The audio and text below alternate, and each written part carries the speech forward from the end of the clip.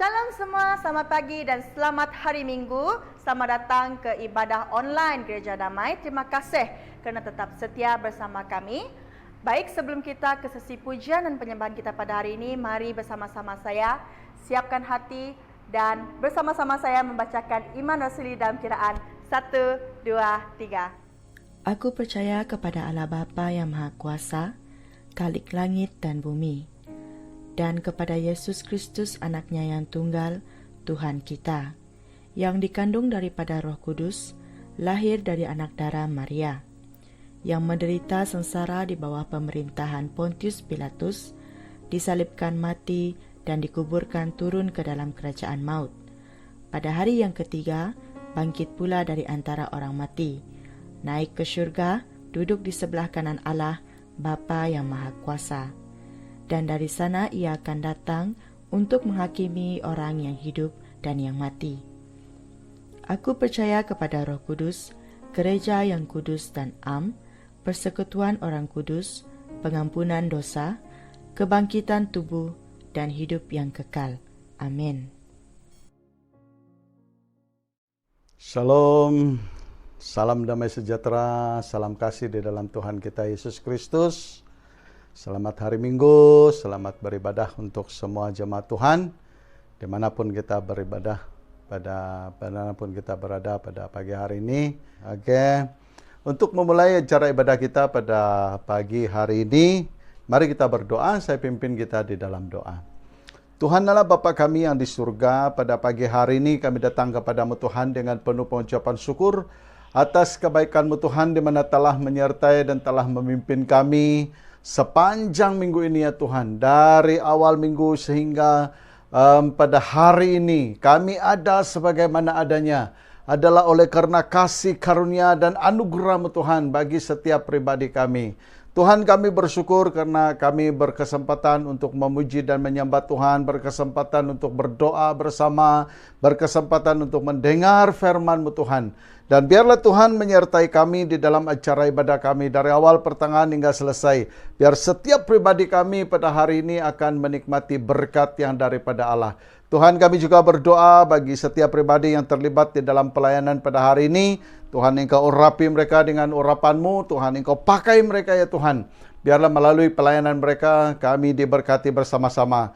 Tuhan, kami juga berdoa dimanapun jemaat Tuhan berada pada pagi hari ini. Dimanapun kami melaksanakan ibadah kami ya Tuhan secara online ini, kami percaya bahwa Tuhan juga akan melawati mereka, Tuhan juga akan menyertai, Tuhan juga akan menjamah setiap pribadi kami, agar kami mengalami jemahan-Mu Tuhan, agar kami mengalami hadirat-Mu Tuhan. Biarlah di dalam ibadah ini ya Tuhan, dan melalui ibadah ini kami diberkati, iman kami dikuatkan, diteguhkan oleh karena kuasa-Mu Tuhan menyertai kami di dalam ibadah ini ya Tuhan. Terima kasih Bapa, terpujilah nama-Mu Tuhan. Pimpin kami dari awal pertengahan hingga selesai, biar nama Allah dimuliakan. Kami juga berdoa ya Tuhan bagi tim media kami yang berusaha untuk melaksanakan ibadah kami, dan kami berdoa supaya Tuhan menyertai, Tuhan memimpin dan memberkati. Terima kasih Bapa, terpujilah nama-Mu Tuhan. Dalam nama Yesus kami telah berdoa. Amin. Amin. Amin.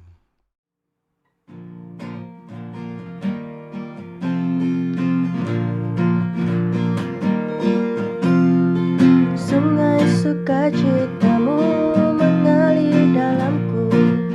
Oh yes, yes, yes, yes. Anggur sukacitamu melimpah dalamku. Ku menari dan bersuka, pujimu di setiap waktu, sebab sungai sukacitamu ada dalamku. Mengalir bersamamu, bersuka di dalammu, mengikut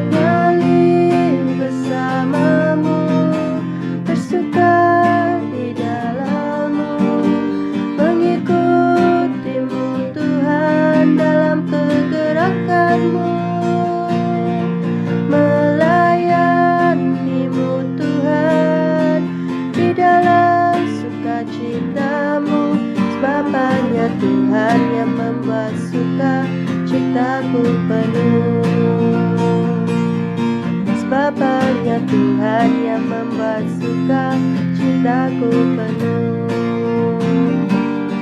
Sebabnya Tuhan yang membuat suka cintaku penuh.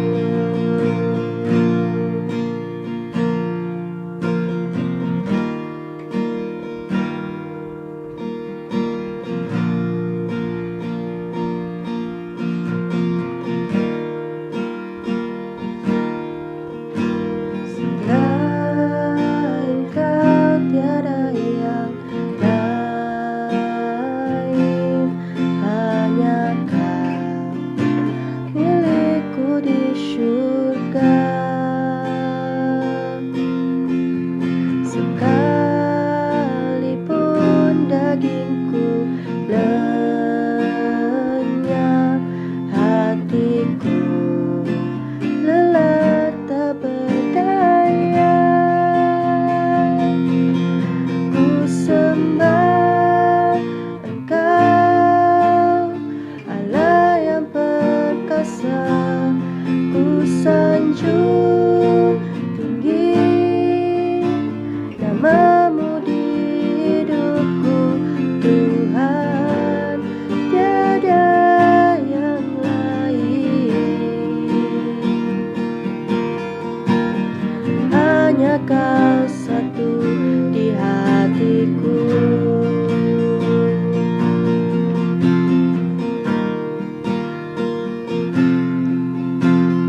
Selain Kau tiada yang lain, hanya Kau milikku di syurga. Sekalipun dagingku lenyap, hatiku lelah tak berdaya.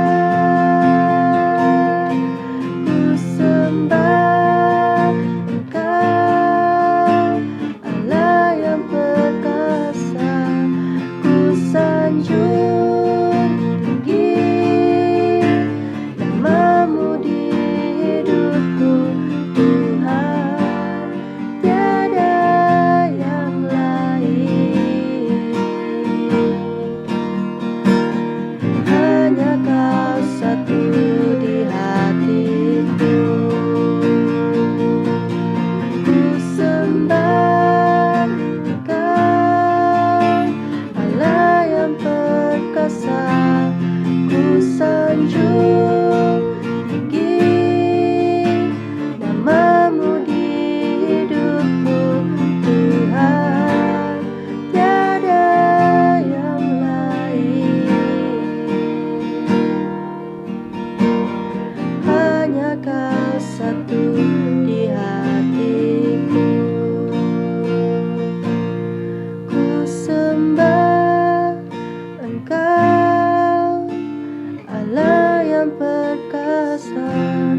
Ku sanjung tinggi namamu di hidupku, Tuhan, tiada yang lain. Hanya Kau satu di hatiku, Tuhan, tiada yang lain. Hanya Kau satu di hatiku.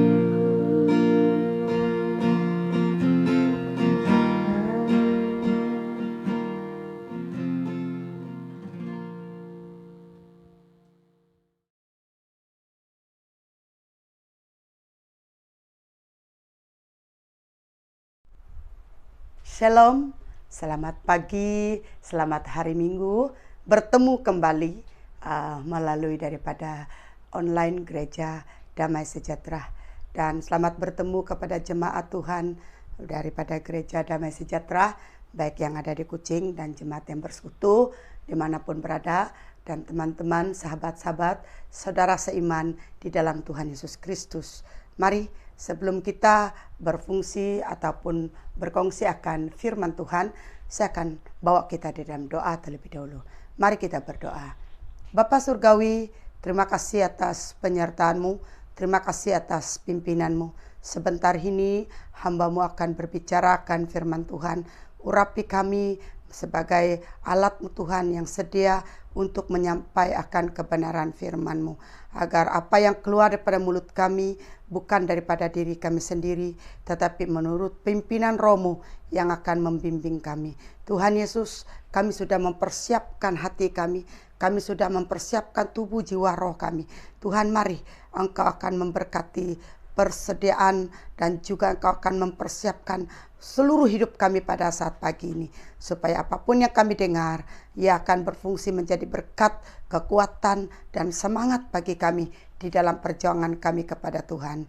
Terima kasih Tuhan, apapun keadaan, dan kami tetap kepada Tuhan, dan kami tidak akan pernah menyerah dalam segala sesuatu keadaan yang terjadi. Mari Tuhan bersama-sama pimpin kami dan lindungi kami, sertai kami dari mula hingga akhir, agar nama Tuhan dapat dipermuliakan. Gangguan daripada iblis yang coba mengganggu fokus kami untuk mendengar firman-Mu, yang mengganggu hati kami dan pendengaran telinga kami, di dalam nama Yesus Kristus kami perintah semuanya keluar. Tuhan, Engkau akan membebaskan roh kami Tuhan, supaya kami juga akan benar-benar dapat menikmati berkat daripada Tuhan Yesus sendiri.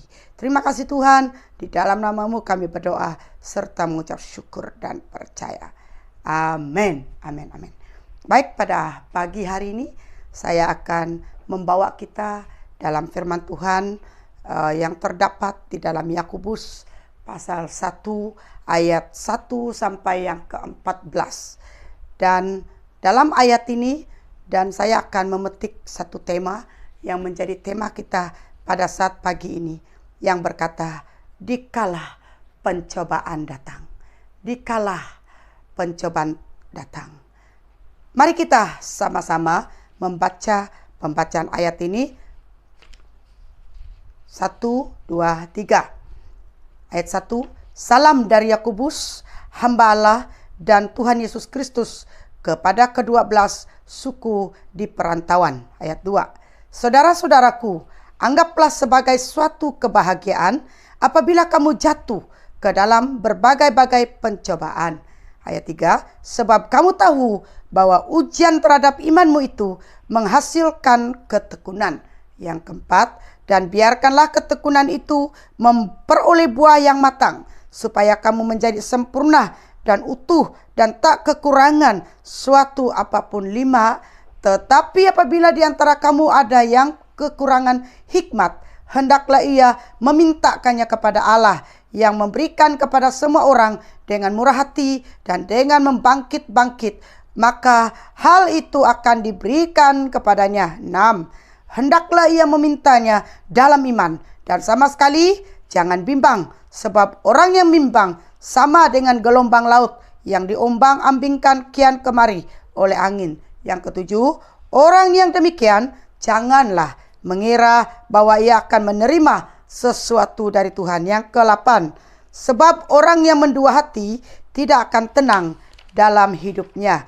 Yang ke-9, baiklah saudara yang berada dalam keadaan yang rendah bermegah karena kedudukannya yang tinggi. 10, dan orang kaya karena kedudukan yang rendah, sebab ia lenyap seperti bunga rumput. 11, karena matahari terbit dengan panasnya yang teriknya melayukan rumput itu, sehingga gugurlah bunganya dan hilanglah semaraknya. Demikian juga lah halnya dengan orang kaya, di tengah-tengah segala usahanya ia akan lenyap. Yang ke-12, berbahagialah orang yang bertahan dalam pencobaan, sebab apabila ia sudah tahan uji, ia akan menerima mahkota kehidupan yang dijanjikan Allah kepada barang siapa yang mengasihi Dia. 13, apabila seorang dicobai, janganlah ia berkata, pencobaan ini datang dari Allah, sebab Allah tidak dapat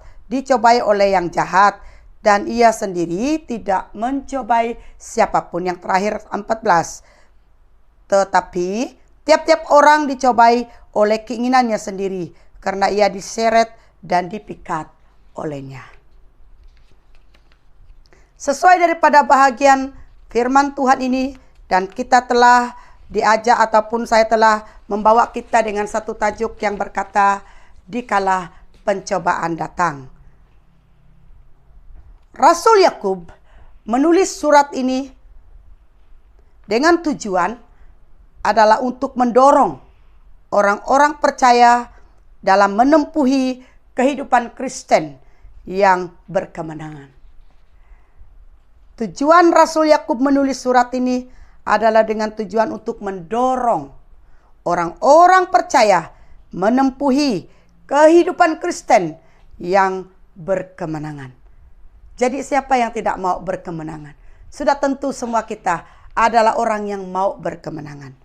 Suratnya juga memberi kita hal yang praktis ataupun praktikal. Bagaimana orang Kristen harus menghadapi pencobaan dan sebagainya. Bukan dia hanya mengajar dengan teori saja, dengan akal budi.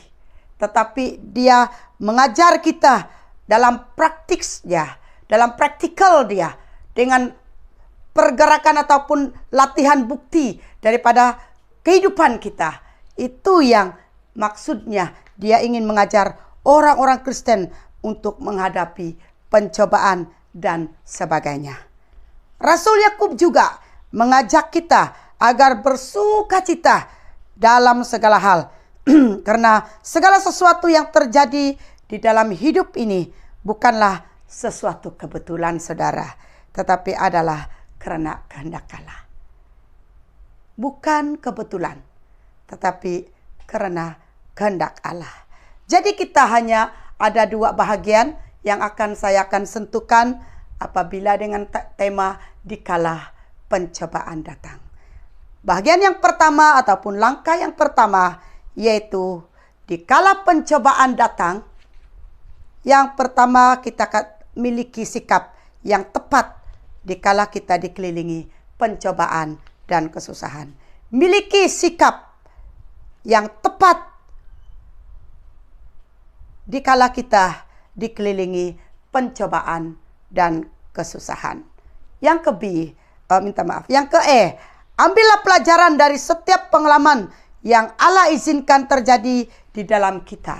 Dalam Yakobus pasal 1 ayat yang kedua, ambillah pelajaran daripada setiap pengalaman yang Allah izinkan terjadi di dalam hidup kita. Kita mengambil itu sebagai pengalaman kita. Kadang-kadang kita sebagai orang percaya, apabila kita sudah menemukan ataupun berhadapan dengan kesukaran, pencobaan yang silih berganti, dan kita sudah katakan, oh Tuhan, apa dosa saya? Apa salah saya? Kenapa pencobaan ini, kesukaran ini tidak pandai berhenti? Lepas satu datang satu, kita mulai mengeluh, kita mulai mempersoal Tuhan.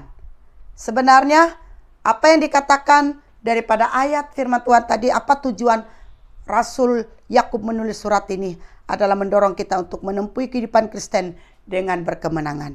Oleh itu dalam bagian E ini, biarlah apabila dikala kita berhadapan dengan pencobaan, dan kita harus memiliki sikap yang tepat dikala kita dikelilingi pencobaan dan juga kesusahan.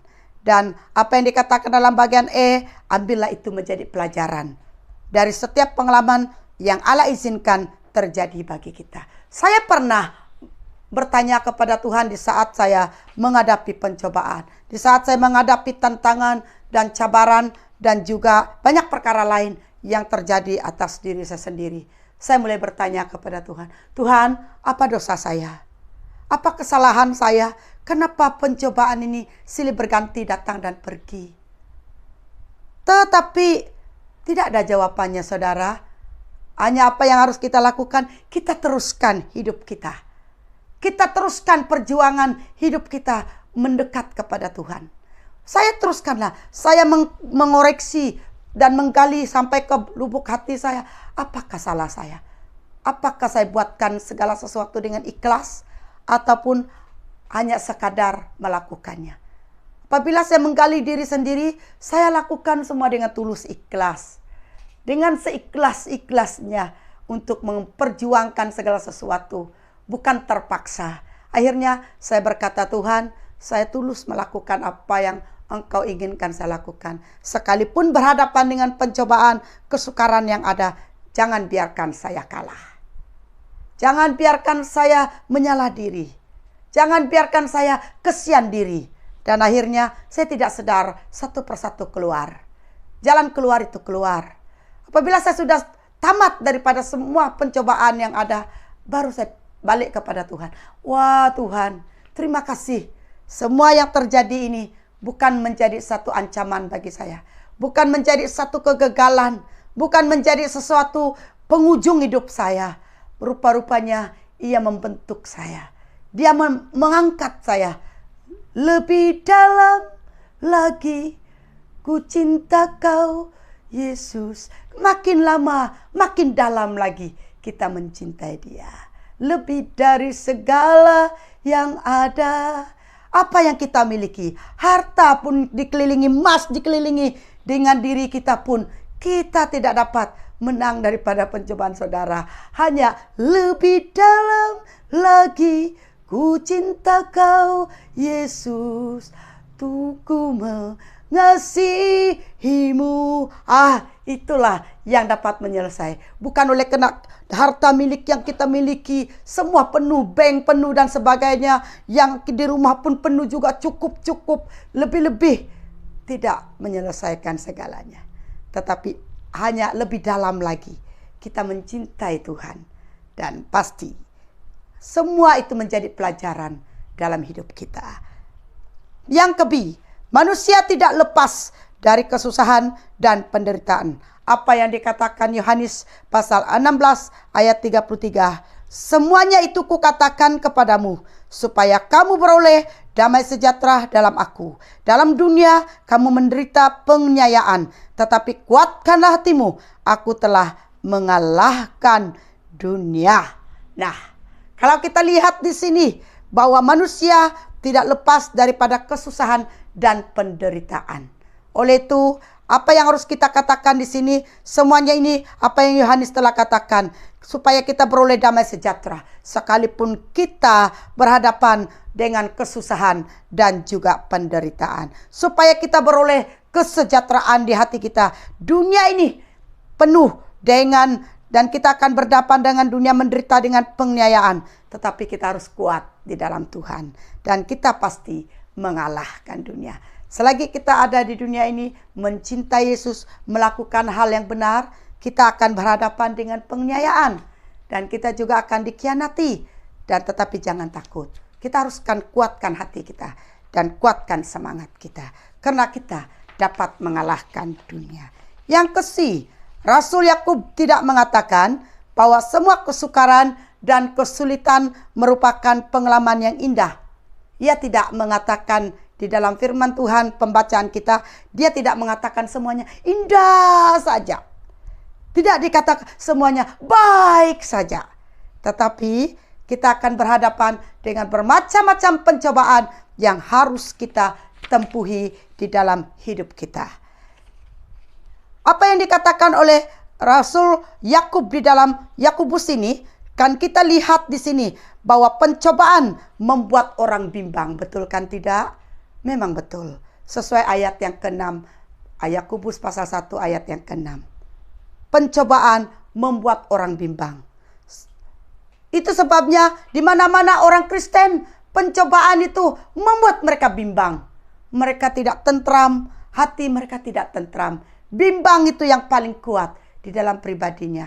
Sehingga apabila dia bimbang dan dia mulai khawatir, takut, risau, cemas dengan segala sesuatu yang terjadi dalam hidupnya. Tetapi Rasul Yakub telah berkata bahwa pencobaan membuat orang bimbang. Selain itu, pencobaan membuat orang tidak setia sesuai ayat yang ke-12. Dalam Yakub pasal 1 ayat yang ke-12. Ia membuat kita juga tidak akan setia. Kita akan boleh berubah setia di dalam kehidupan kita. Banyak yang sudah saya layani. Dan kadang-kadang saya rasa sedih juga, sebilangan yang tidak dapat kuat dan tidak dapat setia kepada Tuhan. Setelah mereka berturut-turut menghadapi pencobaan. Contoh, baby yang menangis sudah dilahirkan anak. Saya terus terang seperti ini. Hanya beberapa orang yang setia tidak pergi kepada dukun. Tetapi ada pengunjungnya 1-2 keluarga yang pergi untuk mengambil gelang lah, penjaga tidur lah, dan sebaik. Ingat saudara, anak kita bukan anak kita pula. Ada benda lain yang akan bersama dengan anak kita. Dari istri mengandung, oh bukan, pastor, doakan istri saya, anak melintang, pastor, tolong datang pusingkan anak saya, baby kami yang 7 bulan, 8 bulan, ataupun 6 bulan, saya datang. Saya datang itu adalah sebenarnya saya tidak mau mereka pergi dukun. Tetapi karena saya kan banyak pusing ke sana sini, memenuhi bukan untuk 1 orang saja. Ada ratusan orang yang harus kita layani, temu janji kita kepada seseorang. Jadi bukan hanya kepada seorang saja kita perhatikan. Karena tidak bertahan lagi, tidak dapat menunggu lagi. Hanya diam-diam si istri, diam-diam si suami pergi jumpa dukun. Setelah saya dapat tahu dia ada gelang di tangan lah, di situ saya rasa sedih.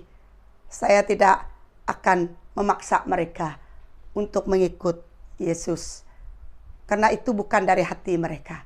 Saat mereka mengandung dapat berkat Tuhan, bertahun-tahun tidak ada anak, dan didoakan, dilepaskan, diputuskan, dikutuk sumpahan generasi, sudah ada anak, cari Tuhan. Tetapi saat anak ada gangguan dilahirkan, hilangkan Tuhan.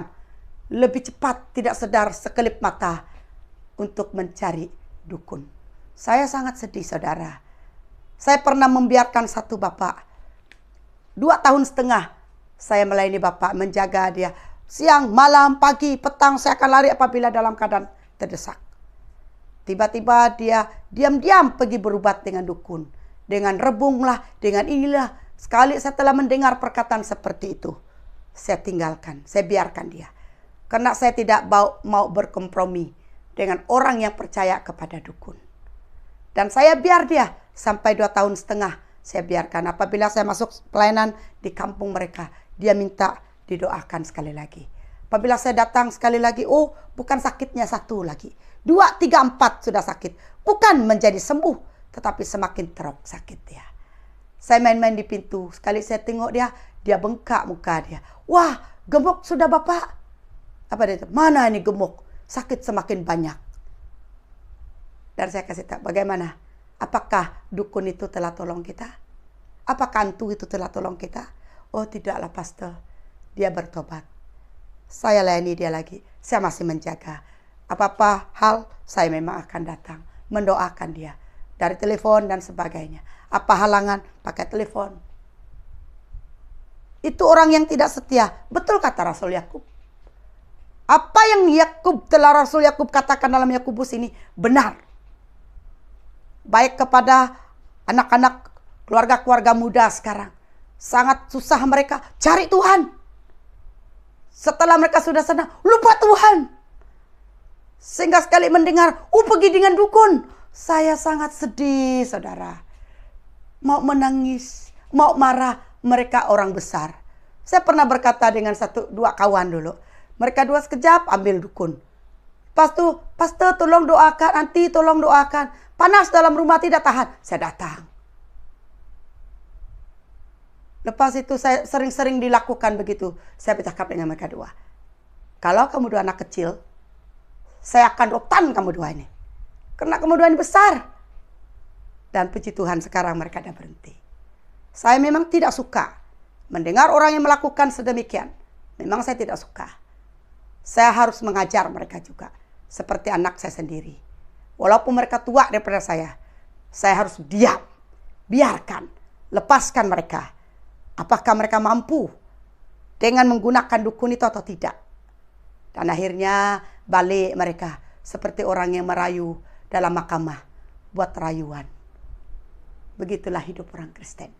Saya tidak heran. Karena itu telah dikatakan dalam firman Tuhan. manusia tidak akan setia apabila pencobaan dan kesukaran silih berganti akan datang. Kalau kita tidak kuat berpegang kepada Tuhan, kita tidak akan setia. Betul itu. Dan juga pencobaan membuat orang meragukan kuasa Tuhan. Ayat yang ke-13.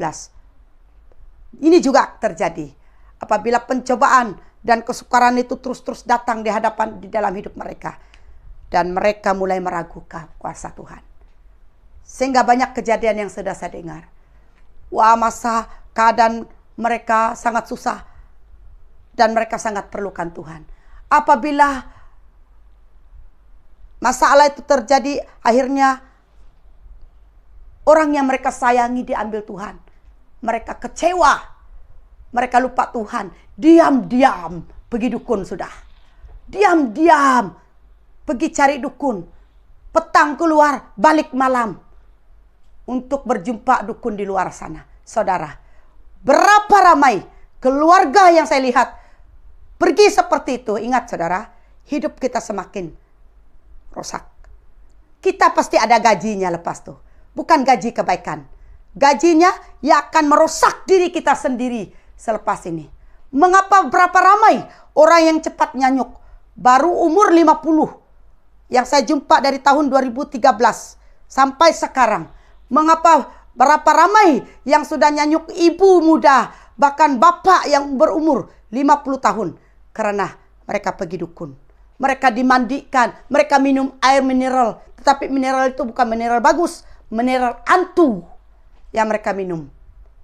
Macam-macam mereka bawa garam, lempar sana sini. Bukan garam yang betul, tetapi sudah disembah kepada dukun.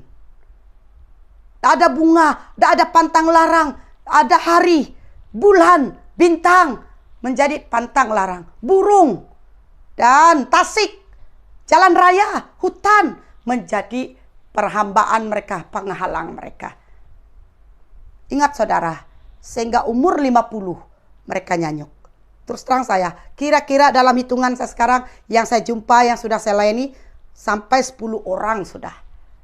Yang sudah nyanyuk, lepas itu meninggal. Apa arti semuanya? Ada lagi yang sekarang tidak dapat mati. Karena dari awal, dia dari berkeluarga dulu sampai dia ada cicit-cicit. Dia tidak dapat mati. Dia meraung-raung, menangis, kesakitan. Dia tidak akan mati. Karena dia belum lepas daripada hubungan dengan dukun. Perjanjian, ada perjanjian dengan dukun. Perjanjian darah. Dan sekarang tidak dapat mati. Masih sakit, tetapi tidak dapat mati. Selain dia dilayani, bertobat, lepas, putus, dan semua, terima Yesus, dan baru nyawa dia berjalan. Selagi sampai berulat pun di punggung kita ini pakai pimpers sekalipun. Kalau kita tidak bertobat, didoakan putus dari semuanya, tetap tidak akan mati. Saudara, jangan main-main dengan benda-benda seperti ini. Ia akan merusakkan kita. Banyak orang meragukan kuasa Tuhan, lari ke bagian seperti ini. Tetapi ingat, ada gaji lepas itu. Bukan gaji yang baik, tetapi gaji yang mencelakakan kita, yang membawa kita kepada maut. Keselamatan tidak ada pada kita. Mari bertobat sebelum terlambat. Jika kita mendengar suara Tuhan pada pagi hari ini, dengan firman Tuhan ini, bertobatlah, kembalilah kepada Tuhan. Selesaikan dirimu dengan Tuhan. Jangan tunggu, jangan menunggu, jangan tunda-tunda. Kembali kepada Tuhan. Apakah kita orang muda, apakah kita orang tua, apakah kita ibu bapak, nenek, datuk, bertobatlah. Yang kedua, ujian iman menciptakan ketekunan untuk setia. Dikala pencobaan datang dan ujian iman akan menciptakan ketekunan kita untuk Tuhan. Agar kita tetap setia kepada Tuhan. Itu yang akan terjadi kepada kita bila pencobaan datang dan ujian iman kita akan diuji. Dan itu akan membawa kita kepada ketekunan. Setelah kita ketekunan dan kita akan menjadi setia kepada Tuhan. Dia tidak terus kepada setia. Dia harus menguji iman kita dulu. Apakah kita benar-benar setia? Dan apabila iman kita diuji dan terus kita akan diajar untuk menjadi tekun. Mencari Tuhan. Terus mencari wajahnya. Apabila kita sudah tekun di dalam bahagian mencari wajahnya, dan kita akan menanam hati yang setia. Ia tidak terus kepada setia, saudara, tetapi dia akan mengambil langkah satu demi naik ke tangga 1, tangga kedua. Dia tidak terus naik tangga 5. Kita akan belajar kepada tangga pertama dalam ujian iman kita. Yang kedua, bagian yang kedua, bila kita menang dari segala pencobaan.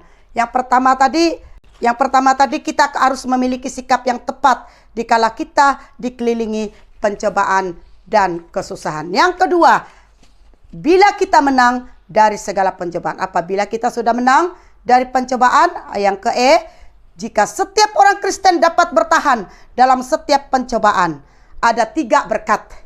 3 berkat dia akan alami. Ingat saudara, ada 3 berkat yang kita akan alami bila kita sudah menang dari segala pencobaan. Yang pertama, ia menjadi sempurna, yaitu ayat yang keempat. Ayat yang keempat, kita akan menjadi sempurna. Menjadi sempurna tidaklah melebihi kepada Yesus. Dan kita adalah mengikut jejak Yesus. Kita akan berusaha ikut sifat Yesus. Dan kita akan berusaha untuk menyempurnakan diri kita supaya kita sama seperti Yesus. Ubahlah kami Bapa, bentuklah kami Bapa, jadikan kami sesuai dengan firman-Mu. Ubahlah kami Bapa, bentuklah kami Bapa, jadikan kami sama seperti Yesus. Itu yang kita mau. Tidak akan kita menyanyi, jadikan kami sama seperti setan. Tidak mau. Kita tidak mau. Kita mau menjadi sama seperti Yesus. Kita mau seperti sifat Yesus. Kita memang tidak sempurna, tetapi kita ingin hidup kita diubah setiap waktu. Kalau kita orang yang panas baran, kasih tahu dengan Tuhan.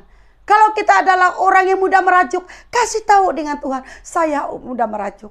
Kalau kita adalah orang yang malas, bagi tahu dengan Tuhan. Ubahlah hidup kita. Ubahlah sifat kita. Ubahlah perkataan kita. Cara pandang kita ke hadapan.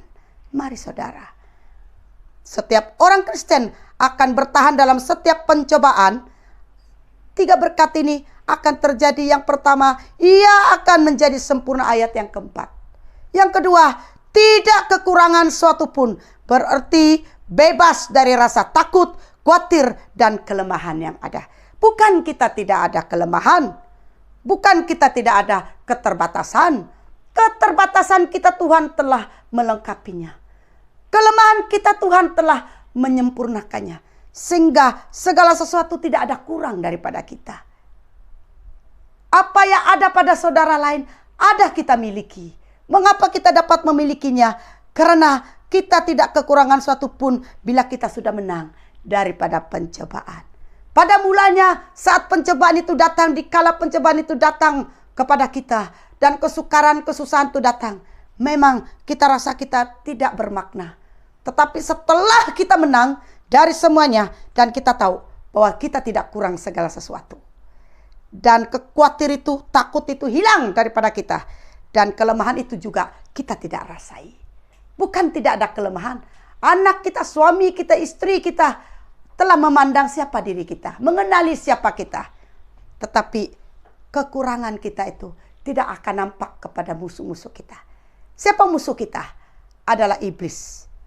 Yang kedua, iblis boleh menggunakan manusia untuk menjatuhkan kita, melihat di mana kelemahanmu. Itu sebabnya selama saya melayani, saya selalu berdoa, Tuhan, saya ada kekurangan. Saya bukan orang yang sempurna. Dari Limbang dulu, 9 tahun lebih melayani dalam wanita daerah dan sampai ke Kucing. Saya selalu berdoa, Tuhan lindungi saya. Dalam gereja, lindungi saya. Dan tidak ada agar kekelemahan saya tidak akan nampak. Dan Tuhan membungkusi saya sampai tamat ke setiap pelayanan. Memang banyak orang yang mau menggali kelemahan Pastor Rusia kan. Ada yang gosip sana sini sampai ke telinga saya. Apabila saya pikir saya melayani dengan tulus ikhlas. Dan saya tidak peduli. Dan akhirnya saya dapat melayani sampai hari ini. Kalau saya mendengar itu, pasti saya lemah. Kalau saya terima itu, pasti saya lemah. Tetapi saya ingat diri saya dengan tulusnya untuk memenuhi panggilan Tuhan itu. Apapun keadaan yang terjadi, apapun kelemahan yang terjadi, saya terus melayani. Sampai ke hari ini, saya masih melayani Tuhan. Saya ramai kawan sekarang. Di Kucing cukup ramai kawan. Suku dan bangsa. Banyak keluarga-keluarga yang menjadi keluarga saya sekarang di dalam Tuhan Yesus. Saya sangat bersyukur. Itulah bila kita menang dari segala pencobaan, apa yang terjadi? Kita tidak kekurangan sesuatu apapun. Berarti kita bebas dari rasa takut, khawatir, dan kelemahan atas diri kita sendiri. Saya bersyukur karena Tuhan sangat baik atas semuanya. Dan yang ketiga, berkat yang ketiga yang kita dapat, kita sudah dewasa dalam Tuhan. Ayat yang keempat. Ia tidak lari dari ayat 4 itu. Kita akan menjadi dewasa dalam Tuhan. Saudara, menjadi dewasa di dalam Tuhan bukan diukur dia baca firman Tuhan banyak. Ini yang saya belajar sekarang. Bukan diukur karena dia sudah lama jadi pastor. Bukan diukur juga dia orang kuat berdoa. Bukan diukur, oh dia doa penyembuhan. Dia orang kuat dalam doa kesembuhan. Buat banyak mujizat, tidak. Saya kasih tahu pada saat ini. Itu pengalaman pribadi dengan Tuhan.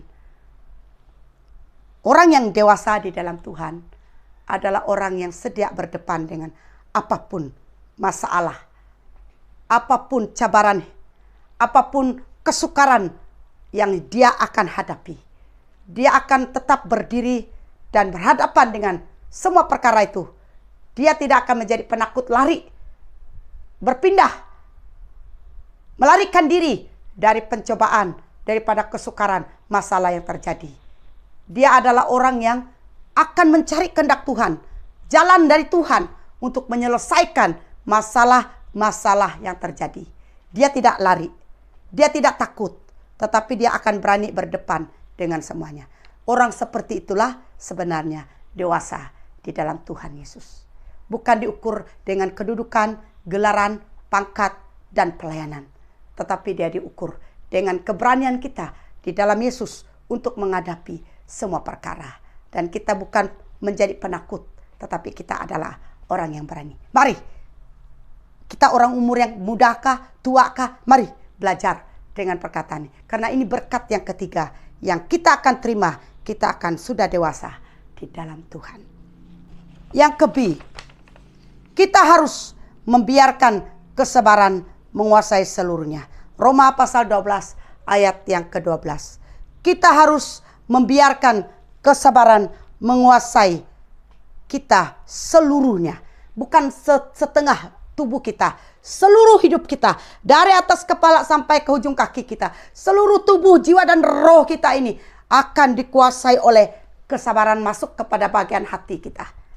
Apabila kita telah membiarkan kesabaran menguasai dalam hidup kita, kita lihat apa yang dikatakan dalam Roma pasal 12 ayat 12. Bersukacitalah dalam pengharapan, sabarlah dalam kesesakan, dan bertekunlah dalam doa. Kalau kita lihat di sini bahwa kita harus bersabar di dalam banyak perkara. Karena kesabaran itu salah satu buah iman kita. Kalau kita tidak sabar, ingat saudara bahwa kita tidak dapat menghadapi masalah pencobaan itu dengan kekuatan kita sendiri. Kesabaran itu yang pertama-tama. Apabila kesabaran itu ada dengan diri kita saudara, kita akan menjadi lemah lembut dalam hidup kita. Kita seorang yang bersikap tenang untuk menghadapi segala suasana yang ada. Yang kita lihat, yang kita dengar, yang kita rasa di hati, kita tidak akan tergoncang iman kita. Kesabaran kita akan dapat bertahan. Dan kita tidak akan ikut emosi kita. Orang yang tidak dapat mengawal diri dia, berarti kesabaran belum ada dalam pribadinya. Ingat saudara, tidak kira siapapun kita, pemimpin kita, gelaran apapun kita, kalau kesabaran ini tidak ada dalam pribadi kita, berarti itu salah satu buah iman yang belum kita telah miliki. Ingat saudara, kita akan menggunakan segala sesuatu buat keputusan dengan emosi kita. Akhirnya, ujungnya, keputusan yang kita lakukan akan meroboh. Akan meroboh berapa lama kau membina iman kamu. 20 tahun, 50 tahun, ia akan roboh sekaligus. Kita memulakan sekali lagi. Ini pengalaman saya. Rumah yang mau dibina 255 hari lagi. Apabila roboh, berarti iman kita, kesabaran kita telah hilang. Ingat, ya roboh satu kali. Kita mula satu kali lagi. Ingat saudara, bukan senang. Membina segala sesuatu dengan susah payah. Meroboh itu sangat senang. Dan oleh itu, benalah. Biarlah kesabaran itu masuk dalam pribadi kita. Menguasai diri kita. Terus dengan perkataan kita, pikiran kita. Dan supaya apa yang keluar daripada mulut kita membuktikan kita adalah orang yang bersikap sabar. Saya masih tidak lupa dengan satu kesaksian seorang pendeta. Sebagai penutup, ini kesaksian saya sangat tersentuh dengan kesabaran. Karena pada minggu lepas, ia akan berbicara di hati saya, kesabaran. Itu sebab saya mau menyentuh ini. Seorang pendeta, dia seorang yang sangat tegas di dalam gereja. Ini kisah dalam 90-an yang telah lalu. Dan dia seorang yang sangat tegas dalam untuk mengatur gereja. Dan dia telah membuat disiplin-disiplin yang ada kepada semua gereja. Baik kepada umum, kepada pemuda-pemudi, dan sampai-sampai kepada sekolah minggu. Jadi dia telah ada satu kumpulan muda-mudi yang ada berkumpul. Dan dia sudah warning kepada semua para pemuda-pemudi. Supaya selama mereka di dalam perkumpulan pelayanan yang seperti itu, tidak boleh berpacaran. Dan apabila kedapatan satu pasangan ada berpacaran sampai kepada dia, lalu keduanya dipanggil. Apabila lelaki dan perempuan putra-putri ini dipanggil, dia marah sekali. Dia dengan hati yang panas marah, melepaskan kata-kata. Memang dia seorang pendeta yang memang cakapnya tegas. Dia marah sekali. Tetapi apa yang terjadi saudara? Pada pagi esok berita telah didengar. Putri itu telah gantung diri. Setelah putri itu gantung diri saudara, apa yang terjadi? Dia menangis. Dia berlutut di tempat doanya. Dia berkata, Tuhan, selama ini saya menjadi seorang hamba Tuhan. Tidak ada kejadian yang pernah terjadi seperti ini dengan disiplin yang saya lakukan. Tetapi sekarang ini saya telah sangat menyesal. Kalau dengan cara marah boleh membunuh orang lain. Mulai hari ini saya mau dihentikan daripada keadaan yang cepat marah. Jangan biarkan saya cepat marah, berikan saya banyak bersabar untuk membawa jemaat saya. Mulai hari ini saya tidak akan buat disiplin seperti itu lagi. Akhirnya apa yang terjadi saudara? Terkenalnya dengan singkat cerita. Terkenallah hamba Tuhan ini sampai melayani ke sana sini. Sehingga jemaat mereka, pemimpin mereka berkata, wah, Bapak pendeta kami seorang yang sangat sabar. Panjang sabar. Dulu bukan dia seorang panjang sabar saudara. Tetapi ada satu undangan yang mau datang ke gereja mereka. Dia seorang ibu. Dan dia mau tahu kenapa dia panjang sabar. Apakah benar pendeta mereka itu panjang sabar. Lalu apabila dia sampai ke gereja itu dan malam itu dia membuat satu pertanyaan kepada Pak Pendeta. Pak Pendeta, dari dulu saya sudah mendengar bahwa Pak Pendeta seorang yang sangat sabar melayani gereja. Saya mau tahu apa sebabnya, apa rahasianya. Baru dia cerita pengalaman yang pernah terjadi dalam 90-an yang telah lalu. Dari situlah ibu pendeta yang sedang diundang untuk melayani di gereja itu paham mengapa dia sabar. Saudara, semua kita juga harus belajar. Saya sendiri harus belajar. Kalau tidak sabar ini merosakkan segala sesuatu yang sudah kita bangun, boleh runtuh sekelip mata saja. Ingat saudara, belajar untuk bersabar. Menjadi seorang pemimpin dalam keluarga, pemimpin dalam pejabat, dan juga dalam pelayanan, dan belajar untuk bersabar. Karena ia salah satu buah iman untuk kita bersabar. Haleluya. Demikianlah firman Tuhan yang saya kongsikan sebagai satu kesimpulan kita kepada firman Tuhan yang sudah kita kongsikan bersama. Dikala pencobaan datang, kita harus mempunyai tujuh arah yang tetap kepada Tuhan. Dan di mana kita juga tahu apa berkatnya apabila kita sudah menang daripada pencobaan. 2 langkah ini kita telah belajar bahwa sesungguhnya bahwa Tuhan memberi kita pertolongan asal kita bekerja sama dan memberi diri kita kepadanya. Dan mari kita berdoa sebelum kita menyanyikan lagu yang akan saya lakukan sebagai penutup nanti.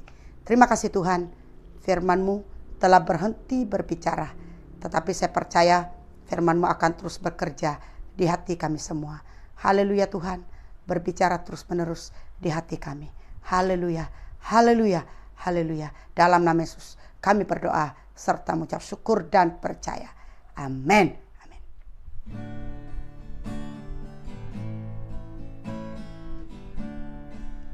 Haleluya Tuhan.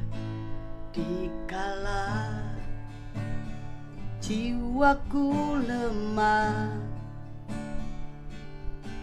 dikala derita melanda, sering ku lupa untuk berdoa, sering ku lupa padamu Tuhan. Dan bila esok ceria, dan bila bahagia pun tiba, aku pun lupa untuk berdoa, aku pun lupa padamu Tuhan.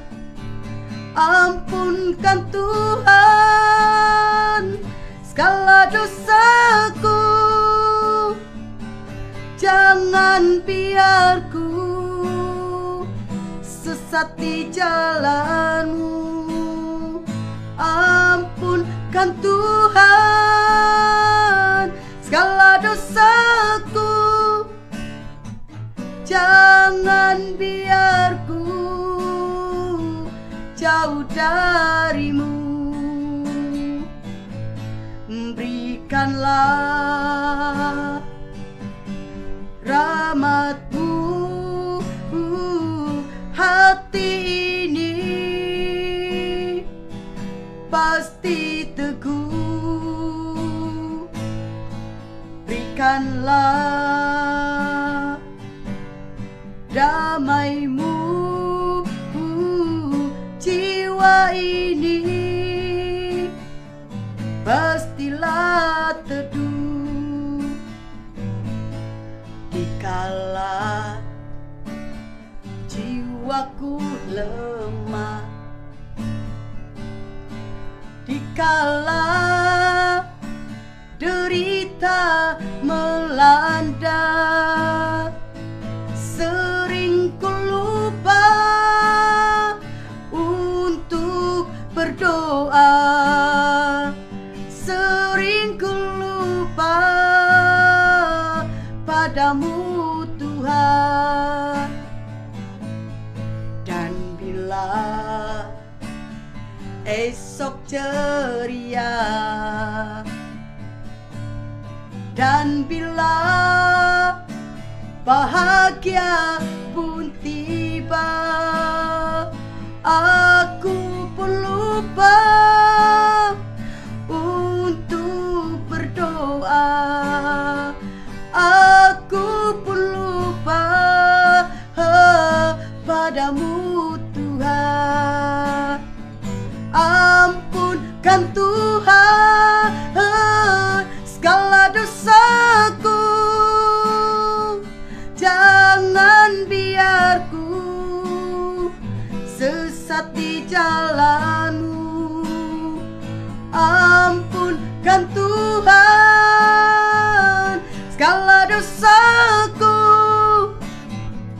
jangan biarku jauh dari-Mu. Ampunkan Tuhan segala dosa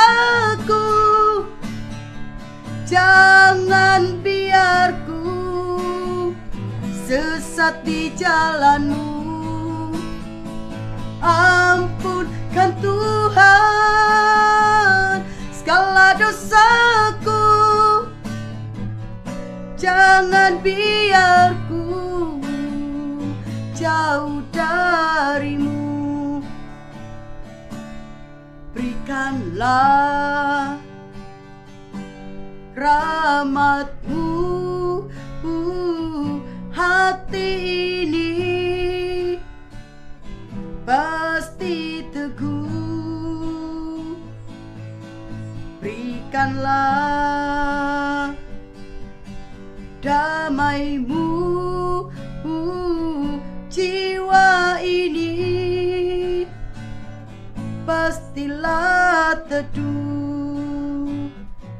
Jiwa ini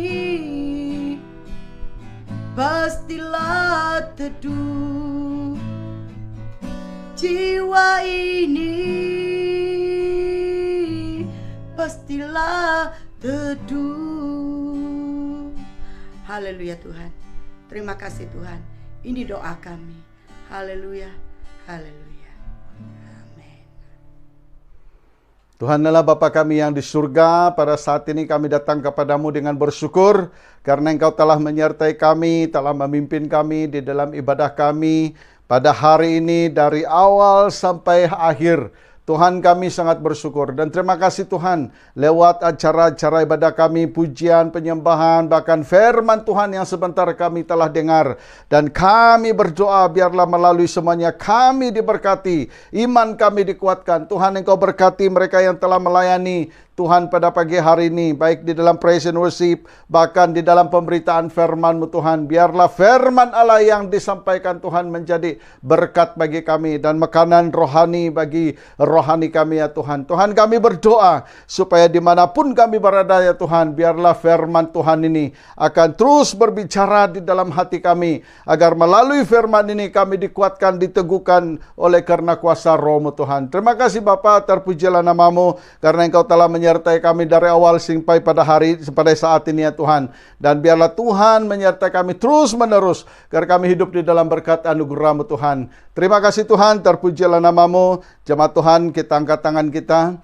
Tuhan Bapa Surgawi, pada saat ini kami berdoa supaya Tuhan memberkati setiap umat-Mu dimanapun pada saat ini ya Tuhan, yang setia untuk bersama-sama dengan kami di dalam ibadah online ini. Tuhan, kami doakan biarlah berkat Abraham, Ishak dan Yakub Tuhan curahkan, berkat jasmani rohani Tuhan curahkan, berkat kesehatan Tuhan curahkan, agar kami diberi kekuatan kesehatan yang daripada Allah. Dimanapun pada saat ini jemaat-Mu berada Tuhan, biarlah berkat anugerah-Mu Tuhan akan menyertai. Tuhan, yang sakit Tuhan Engkau sembuhkan, yang lemah Tuhan Engkau kuatkan, yang susah Tuhan Engkau hiburkan. Tuhan, kami berdoa biarlah Engkau menyertai dan memimpin dan memberkati keluar masuknya mereka dari rumah mereka ya Tuhan. Tuhan, Engkau memberkati mereka. Terima kasih Tuhan, hamba-Mu memberkati mereka dengan berkat Abraham, Ishak dan Yakub. Dalam nama Tuhan Yesus kami telah berdoa.